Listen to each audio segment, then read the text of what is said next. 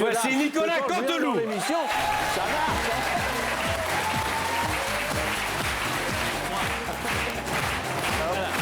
Alors. Bonjour.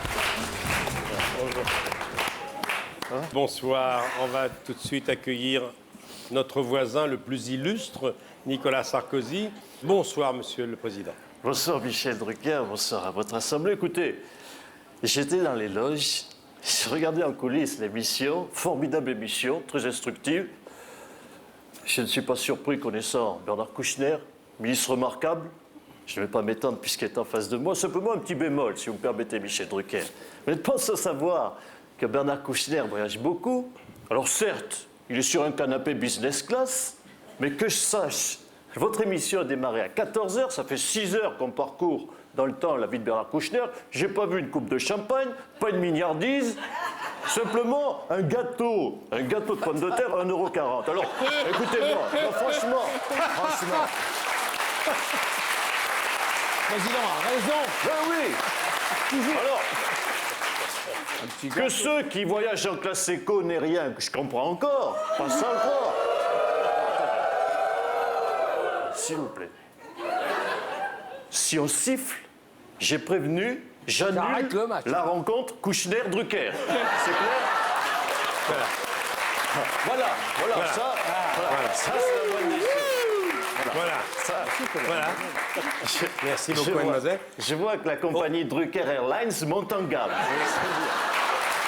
Monsieur le Président, nous sommes dans un contexte de crise mondiale sans précédent et vous enchaînez les sommets, les réunions. Vous avez Oui, fait 8 ou 10 sommets en 10 jours. Tout à fait, j'enchaîne les sommets. C'est vrai qu'aujourd'hui, je me sens plus alpiniste que président de la République, pour tout vous dire.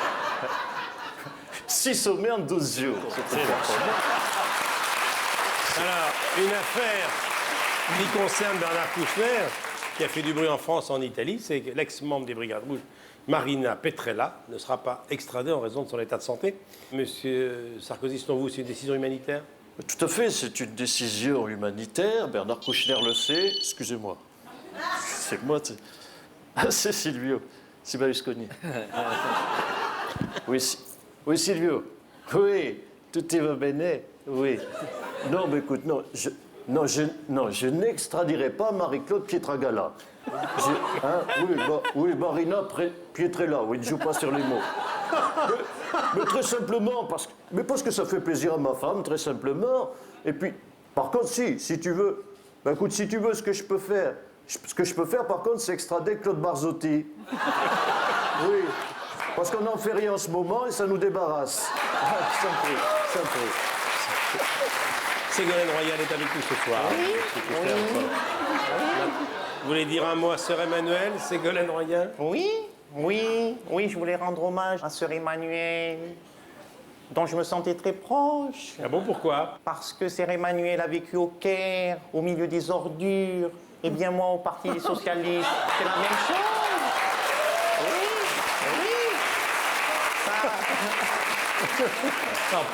Parlons de l'actualité économique, Madame Royal. On vous a pas beaucoup entendu sur la crise mondiale.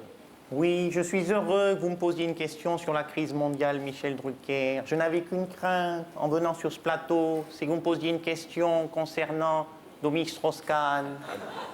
Je trouve que ce n'est pas le lieu de parler des infidélités de Dominique Strauss-Kahn, donc je ne parlerai pas des dérapages sexuels de Dominique Strauss-Kahn.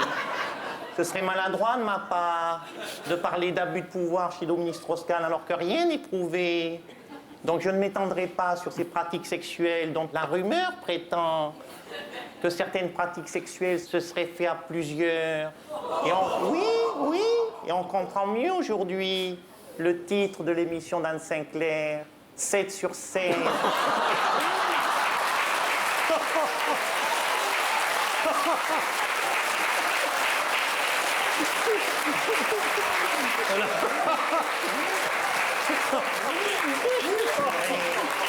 Alors, en pleine crise financière mondiale, on a entendu qu'Édouard Balladur pourrait devenir ministre de l'économie à la place de Christine Lagarde. Bonsoir, monsieur Balladur. Oui, bonsoir. Je tiens à saluer Bernard Kouchner. En effet, je crois avoir le profil idéal pour combattre cette crise. Je suis vif. Je suis réactif. Et je crois pouvoir dire que nous avons. C'est Balladur. C'est Balladur. C'est Balladur. Monsieur Balladur. Monsieur Balladur. Oui, pardon.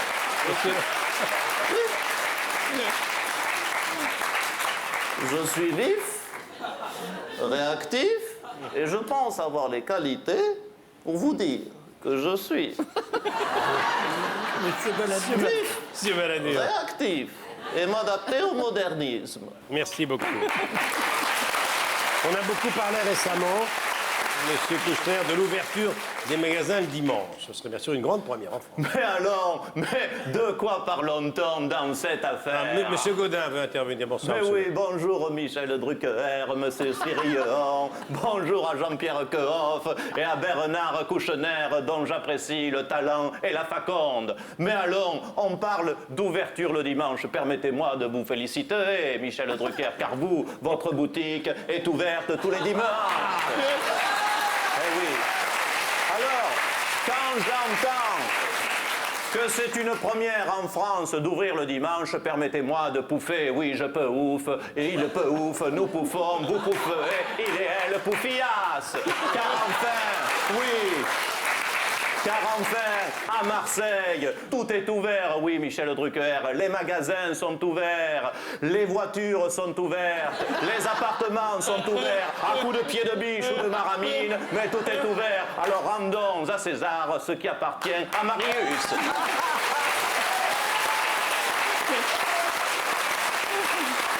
On reçoit maintenant le secrétaire d'État au sport, Bernard Laporte. Bonjour, bonjour, bonjour à tous, bonjour à tout votre collectif, bonjour Bernard.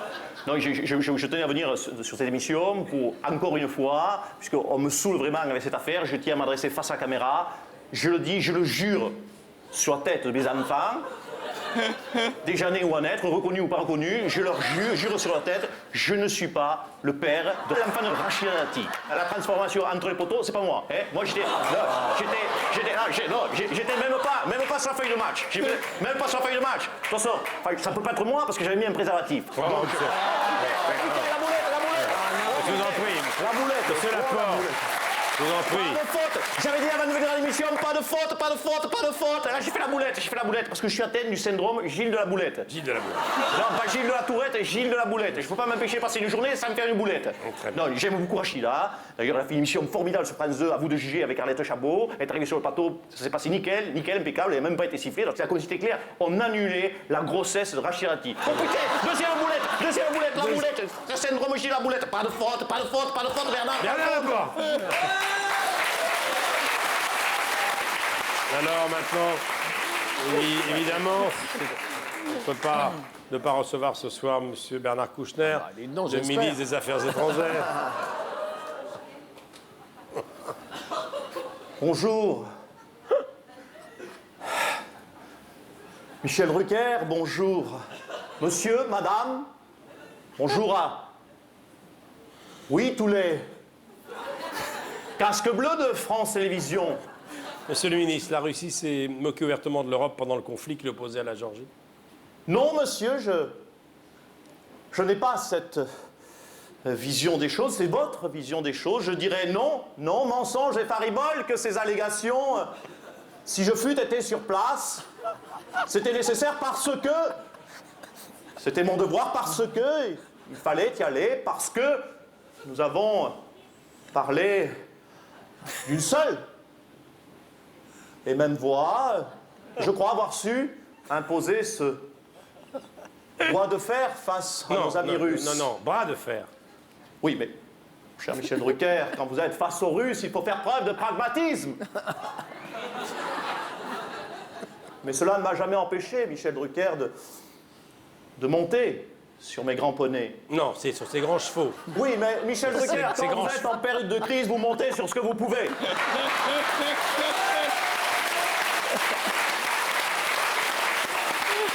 Cela dit, monsieur le ministre, votre grande qualité, c'est d'aller toujours sur le terrain.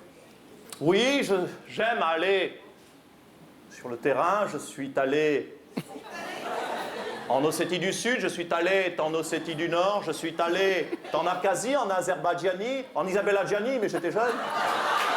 Je suis allé en Caucasie, en Phrasmanie, en Trouskazie, en Jean-Michel Apathy, en Monténégri, en Herzégovine.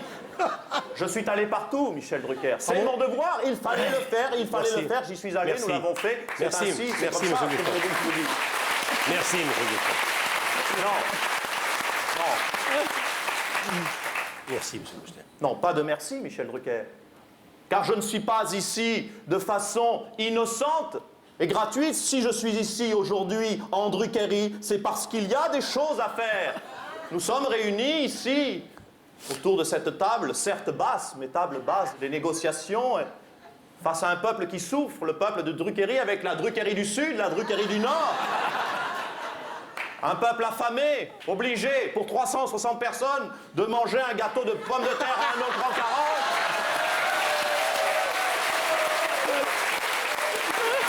€. Un peuple qui se soulève, un peuple soumis, avec un despote, 40 ans de pouvoir et pas une élection. Oui, Michel Drucker, vous êtes le visage de cette dictature. Un peuple qui est assis. C'est une dictature ici? Oui, monsieur Michel Drucker. Ce peuple qui est soumis, on lui dit de rire, il rit, on lui dit de se lever, il se lève, on lui dit d'applaudir, il applaudit.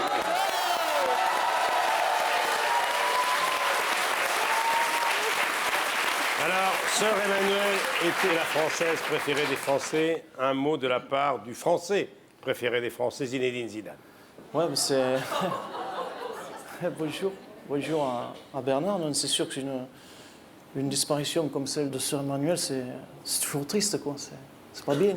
Alors, Sœur Emmanuelle s'est éteinte à 99 ans. Qu'est-ce que vous auriez aimé lui dire, Zinedine? S'éteindre à 99 ans, c'est vrai que c'est triste. C'est à la 99e, comme ça, dans les arrêts de jeu, vraiment, c'est dommage, quoi. J'ai envie de lui dire, mais qu'est-ce qui se passe, Sœur Emmanuelle? Pourquoi tu n'avais pas pris l'assurance centenaire? Moi, je fais confiance aux gens de Generali. Si jamais je meurs avant moins de 100 ans, je touche le solde du capital de la moitié des émoluments, la moitié du solde, les annuités du montant proportionnel au... Enfin, le mieux, si vous mourrez après 100 ans, c'est d'appeler Generali. Merci, Generali. Emmanuel, qui avait beaucoup d'humour, qui nous a beaucoup fait rire ici. Sœur Emmanuelle était prof de lettres avant de se consacrer aux autres. Bonsoir, Alexandra Rosenfeld. Oui, bonsoir. Vous voudriez être prof de lettres comme Sœur Emmanuelle? Ah oui, moi j'aurais adoré être prof de lettres. J'aimerais vraiment dans le futur enseigner les lettres, le A, le B. Et si je pousse plus loin dans mes études, pourquoi pas le C, le D? Vraiment, j'aimerais beaucoup. Je sais qu'on prend des risques avec vous, mais dites-moi un petit mot sur Sœur Emmanuelle. Beaucoup veulent la canoniser très vite. Ah, mais je suis contre. Ah, mais il faut pas la canoniser. Comment ça, Alexandra? L'inhumer, oui, l'incinérer, oui, mais la canoniser, non, ça va l'envoyer beaucoup trop loin. Non, mais je comprends bien qu'il faut l'envoyer au ciel, mais quand même. De toute façon, si on la canonise à un moment ou à un autre, elle va finir par redescendre. Elle va tomber dans un potager, un jardin. Non, l'idéal, ce serait qu'elle retombe sur un clocher. Dernière visite pour ce soir, Guy Carlier. Une réaction sur la disparition de Sœur Emmanuelle. Effectivement, mon cher Michel, je suis triste comme vous, mon cher Bernard, et pourtant on ne devrait pas. C'est vrai, Sœur Emmanuelle est juste convoquée chez son supérieur hiérarchique. C'est peut-être même une promotion pour elle, on la connaît, elle va le tutoyer, le secouer un petit peu là-haut, et ça ne lui fera pas de mal. Non, je vois déjà tous nos magazines, VSD, Gala, Paris Match, consacrés à Sœur Emmanuelle. Vous savez, tous ces magazines d'habitude remplis de top modèles, que des photos de top modèles et pourtant rarement de modèles dans ces magazines. Eh bien, cette semaine, grâce à Sœur Emmanuelle, il y aura un modèle et un vrai pour le coup. Et puis, la semaine dernière, on parlait, souvenez-vous, dans l'actu du greffé des deux bras. C'est dommage que d'ailleurs Sœur Emmanuelle n'ait pas fait don de son cœur, parce qu'un cœur gros comme ça, même de 99 ans, on serait tous volontaires pour une greffe. Nicolas Canteloup.